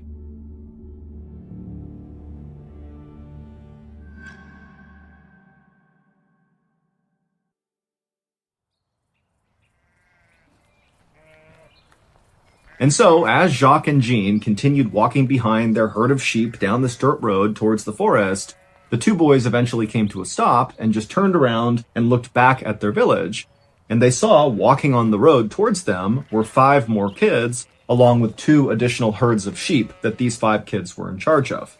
Ever since the Beast of Gévaudan had become a thing, Jacques and Jean had begun tending their sheep along with these 5 kids and their sheep. They figured the bigger their group was, the safer they were from this creature. As the 5 kids got closer to Jacques and Jean, Jacques realized that one of the kids that was with them this day was a tall, thin redhead. It was the same younger boy who had recently beaten Jacques up in front of the village, and he had cried and everyone had made fun of him. And so Jacques sees this kid coming and immediately he can feel his face burning with embarrassment. And then the boy, he sees Jacques and he immediately smirks and begins flapping his arms like chicken wings. But once these 5 kids and their sheep joined Jacques and Jean and their sheep, they all kind of just went quiet, because none of them wanted to be out there. They were all scared of the Beast of Gévaudan, and the only reason they were together was, again, to be safe from this creature that was killing kids left and right. And so, in relative silence, all of the kids and their sheep just slowly walked together down this dirt path, and eventually they made it into the big forest, where just beyond the forest was the pasture where these sheep would graze. And as the group actually entered into the trees and it became dark and more quiet and kind of eerie, Jean actually tugged on Jacques' shoulder and said, "Will you please tell a story?" Because Jean was scared too. The kids were all scared, and they figured, if Jacques just told a story, it would take their mind off of how tense this moment was. And when Jacques heard this request, he actually smiled, because this was something he loved to do. He was a great storyteller. It was like his one strength. When Jean had asked for the story, the kids and the sheep had actually made it to really the end of the forest path. And so by the time Jacques was about to start his story, all the sheep had made their way out of the forest onto this big open pasture right in the middle of the forest. And so as the sheep just kind of filtered out into this open area, Jacques stopped and all the kids kind of came up right behind him. And Jacques started his story by pointing across the pasture to this bog that was right at the base of this big hill. And he said, "Do you see those big rocks in that bog over there? Well, you see the biggest rock? Well, that's not really a rock. It's actually a doorway. And if you move the rock underneath it, there's a portal to another world." And so as Jacques began telling this very creative story about this kingdom that existed underneath the bog, he sat down against a rock, kind of facing out towards the sheep, and all the other kids kind of filed in around him, taking seats, with Jean, his brother, sitting right behind him to his right. And Jacques, he was just really into the story to the point where he kind of forgot about what was happening with the sheep, and he wasn't scanning around for danger, and neither were any of the kids, including the redhead who had beaten Jacques up. He wanted to act like he wasn't into his story, but in reality, he totally was, and he was just as interested in what was going on with the magical kingdom below this rock.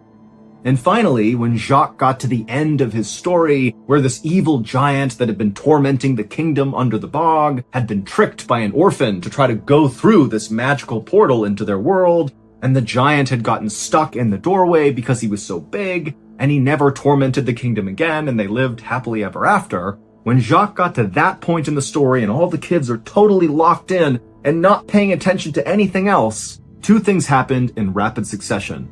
The first was, even though Jacques is telling the story and focusing on that, in the back of his mind, he registers hearing the sound of twigs breaking somewhere right behind him, almost like the sound of someone or something moving along the forest floor. And the second thing that happened was the red-headed kid who had beaten up Jacques, without saying a word, just stood up and began sprinting towards the pasture. And for a moment, Jacques thought this kid, who was kind of like a bully, was doing this on purpose to be rude to Jacques, to kind of run away at the climax of the story like he didn't care about it. But then Jacques realized that he smelled something terrible behind him. But when Jacques turned around to see what was making this smell, he saw that his brother, Jean, who had been sitting right behind him to his right, was now gone, and where he had been sitting was just his staff laying on the ground. And for a second, Jacques just couldn't process what his eyes were seeing. He didn't understand how his brother could have gotten away from him without him noticing. But before Jacques could do anything, all the kids around him that were still there began screaming and pointing up towards this hill that was right behind them. And so Jacques turned around, and to his horror, he saw there was this huge 12-foot-tall creature that was covered in fur. It looked like an oversized wolf, but it was standing on two legs, and its bones seemed like they were too big for its own skin, and it made it seem very angular and jagged. And as it kind of loped grotesquely up the hillside, Jacques realized it was carrying in its front arm Jean, who was screaming and kicking but could not get away from this creature. Jacques understood that this was the Beast of Gévaudan, and it was going to go kill his brother.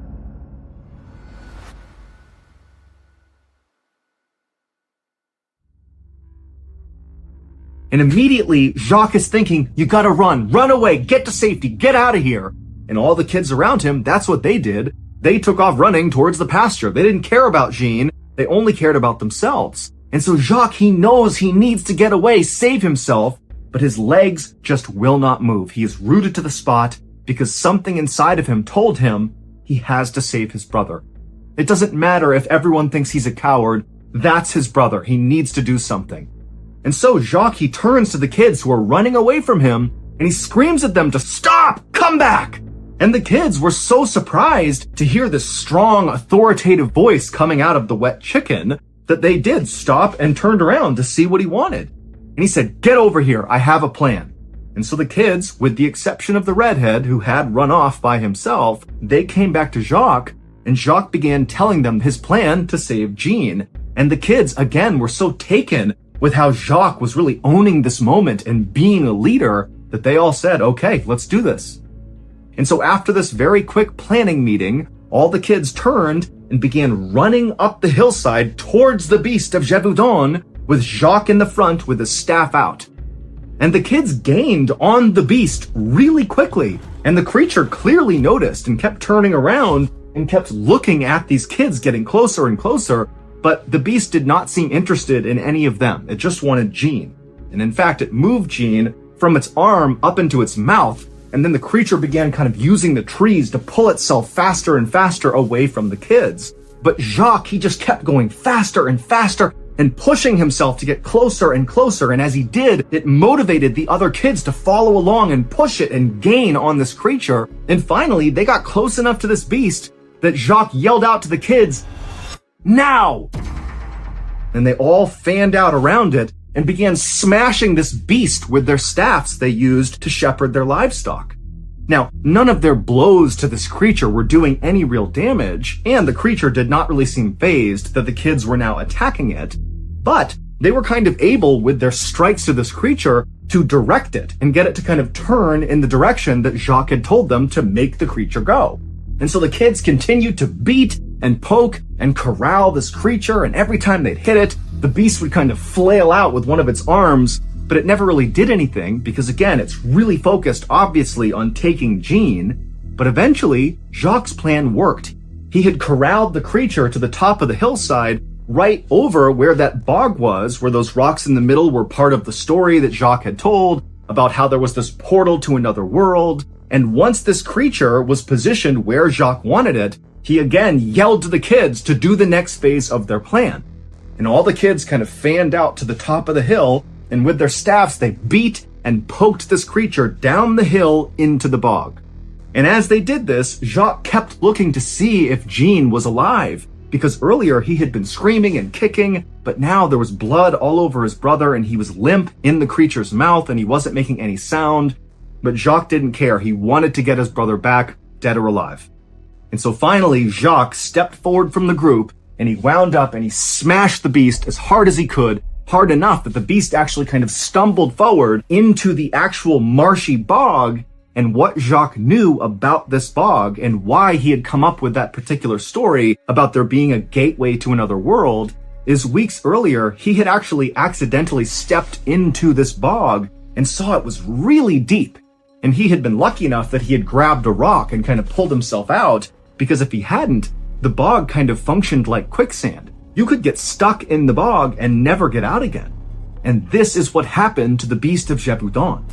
It went feet first into the one spot of the bog that Jacques had had all the kids corral it to, that was the deepest and most dangerous part. And as soon as the beast stepped into it, it sunk down to its waist. And immediately the beast reached out with its huge muscular arms and tried to pull itself out of the bog, but it couldn't. It was stuck. And so in its panic, it let go of Jean from its mouth, and it actually turned around, and it looked at Jacques and the other kids. And when it did, Jacques almost lost his nerve, because when he saw this thing face to face up close, he saw this was not a wolf's face. This was almost like a human face. Its eyes were making distinct eye contact with Jacques, and it was furious. It was like the beast understood that Jacques had just trapped it. He had tricked the beast into walking into this bog, and it wanted to kill Jacques. And for a moment, Jacques was totally entranced by this creature's eyes. It just struck him that this looks human. It looks intelligent. What is this thing? And while Jacques was kind of in this daze, the creature reached forward and slashed his stomach wide open, and Jacques fell backwards on the ground, but luckily he was far enough away from the beast that he couldn't be pulled back in. And in this kind of frantic moment, one of the other kids saw an opportunity and ran forward, grabbed Jean, who was laying on the surface of the bog, and he pulled him away from the beast. And the beast whipped around. He tried to grab Jean, but he couldn't. And so all of a sudden, all these kids were safely away from the Beast of Gévaudan, who was totally trapped. And so at this point, the other kids who were not hurt, they scooped up Jacques and they scooped up Jean, and they began running away from the bog across the pasture back towards the village, leaving the beast where it was. And as they ran, they heard it bellowing out and roaring and trying to pull itself out, but it still just remained in the bog. And finally, as they got back to that dirt path that led back to the village, they saw there was a group of armed villagers running towards them, because it would turn out the redhead who had ran off, he had told the village, and they were coming out to help the kids. And so as the armed villagers met with the kids, they told them where the beast was, stuck in that bog, and the villagers took off to go kill the beast. And then the kids, along with Jacques and Jean, they went into the village. They were put into a home and put on beds, by which point the village doctor had come over and began treating both of them. Jean was alive, but just barely. He had lost a lot of blood, and the beast had grabbed onto his scalp and really crushed his skull, but he would ultimately survive. As for Jacques, it was a very painful wound that he had sustained on his stomach, but none of his internal organs had been damaged, and so he would also survive as well. As for the armed villagers, even though they very quickly got out to that bog where the beast was, when they got there, the beast was gone. And the Beast of Gévaudan would continue to kill people for another 2 years, until June 19th, 1767, when a hunter happened to encounter it in the middle of a forest, and he shot and killed it. And by that point, over 100 people had been murdered by this creature. The hunter would drag the carcass of the beast back into his village, and a doctor would perform an autopsy, but the doctor was unable to identify what kind of animal it was. It did kind of look like a wolf, a really huge wolf, but its body was just so misshapen and its bones were too big, and it clearly walked on 2 legs, not on all 4s, and so there was never any definitive information about what this even was and how this even happened. But when they opened up its stomach, they did find human body parts. Jacques was one of the only people to have ever survived an encounter with the Beast of Gévaudan, and so he was celebrated all across France. And he quickly went from being the wet chicken to the little hero, and his story would reach as far away as Boston, Massachusetts. And in fact, Jacques' story was so well publicized that it eventually reached King Louis XV, and he was so moved by it that he invited Jacques to come meet him, and after meeting Jacques, he loved him and offered to pay for his entire education. And so Jacques would get to finally leave this little village where he never quite fit in, and he would move to northern France and enroll in a prestigious school there, and he would spend his days reading and writing just like he had always hoped for.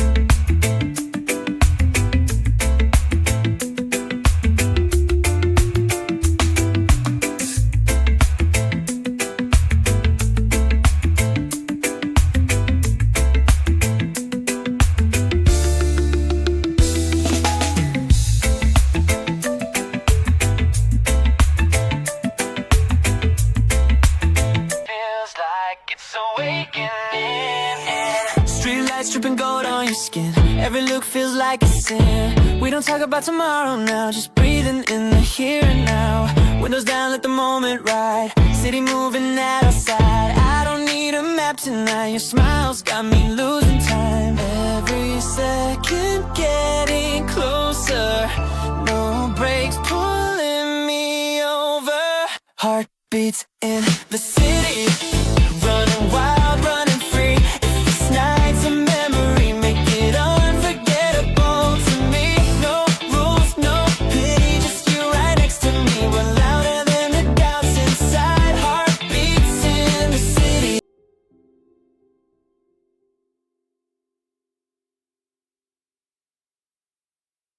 A quick note about our stories. They are all based on true events, but we sometimes use pseudonyms to protect the people involved, and some details are fictionalized for dramatic purposes.